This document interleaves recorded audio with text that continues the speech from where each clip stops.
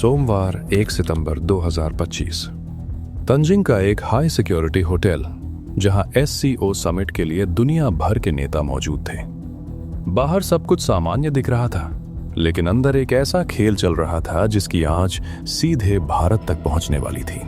प्रधानमंत्री नरेंद्र मोदी अपने कमरे से बाहर निकलते हैं। उनकी सिक्योरिटी पूरी तरह अलर्ट थी और प्रोटोकॉल के अनुसार उनकी बुलेट प्रूफ गाड़ी तैयार खड़ी थी।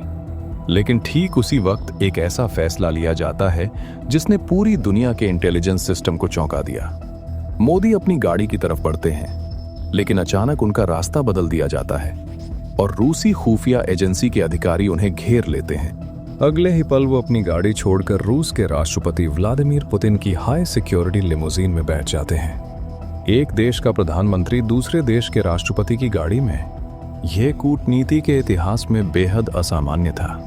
दोनों नेता करीब 10 मिनट तक उसी बंद गाड़ी में बैठे रहते हैं। आखिरकार गाड़ी आगे बढ़ती है।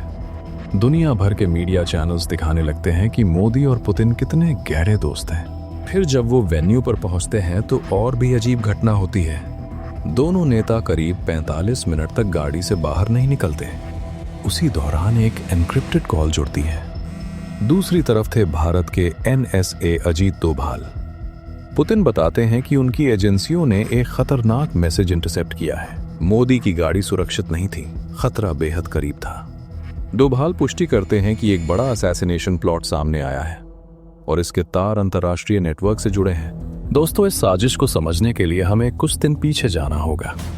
27 अगस्त 2025 ढाका का एक 5 स्टार होटल, जहां एक 50 साल का विदेशी नागरिक टेररेंस नाम से चेक इन करता है। 3 बड़े सूटकेस के साथ आया ये आदमी खुद को बिजनेसमैन बताता है, लेकिन असल में वो कोई बिजनेसमैन नहीं, बल्कि अमेरिकन खुफिया एजेंसी CIA का एक बहुत ही खतरनाक और मंझा हुआ कोवर्ट ऑपरेटिव था, जो एक गुप्त कमांड सेंटर सेट कर रहा था। उसके पास hitech communication device, encrypted system और ऑपरेशन से जुड़े ब्लूप्रिंट्स थे। उसका काम था एक ऐसी टीम को निर्देश देना जो SCO समिट के आसपास पहले से तैनात थी और सही समय का इंतजार कर रही थी।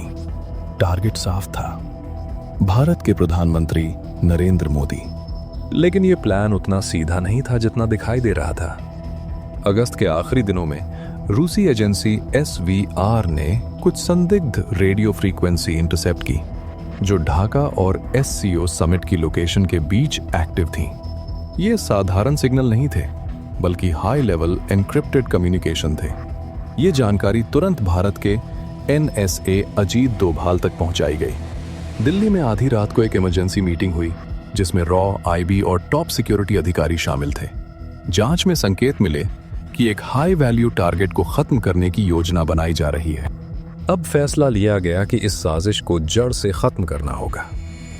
अगर ढाका में बैठा कंट्रोल खत्म हो जाए तो पूरा ऑपरेशन बिखर जाएगा, और यहीं से शुरू हुआ एक खामोश काउंटर ऑपरेशन। 1 सितंबर की रात ढाका के उसी होटल में टेररेंस अपने कमरे में बैठा आखिरी तैयारियों में लगा था, लेकिन उसे अंदाजा नहीं था कि वो खुद एक जाल में फंस चुका है। उसकी ड्रिंक में एक ऐसा केमिकल मिला दिया गया जो कुछ ही सेकंड में नर्वस सिस्टम को बंद कर देता है। ये कोई आम जहर नहीं था, ये एक हाई ग्रेड असैसिनेशन वेपन था, जिसका इस्तेमाल सिर्फ दुनिया की टॉप एजेंसियां करती हैं। उसने जैसे ही वो ड्रिंक ली, उसका शरीर जवाब देने लगा। वो अपने कॉन्टैक्ट डिवाइस तक पहुंचने की कोशिश करता रहा, लेकिन कुछ ही पल में जमीन पर गिर पड़ा। बिना किसी शोर के, बिना किसी गोली के, ऑपरेशन खत्म हो चुका था। दोस्तों, इसके बाद घटनाएं और तेजी से बदली। अगले ही पल US एम्बेसी की टीम तुरंत होटल पहुंची।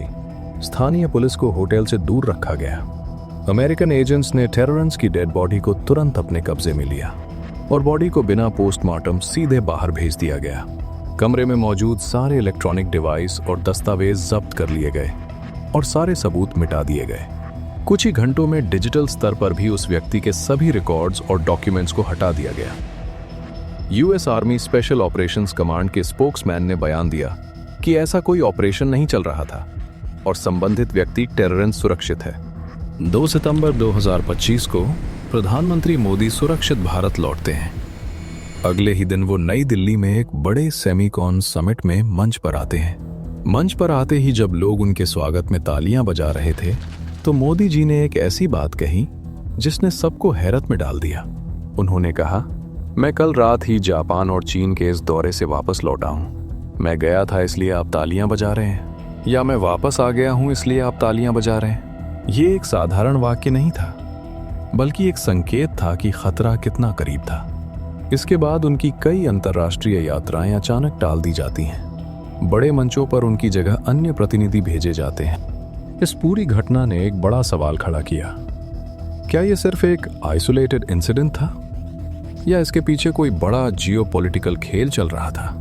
पड़ोसी देशों में बढ़ती अस्थिरता, बदलते समीकरण और वैश्विक शक्ति संतुलन, सब कुछ एक बड़े पैटर्न की ओर इशारा करता है। इतिहास गवाह है कि दुनिया की ताकतवर एजेंसियां कई बार अपने हितों के लिए दूसरे देशों में हस्तक्षेप करती रही हैं। लेकिन इस बार कहानी अलग थी, क्योंकि यहां एक साजिश को अंजाम तक पहुंचने से पहले ही रोक दिया गया।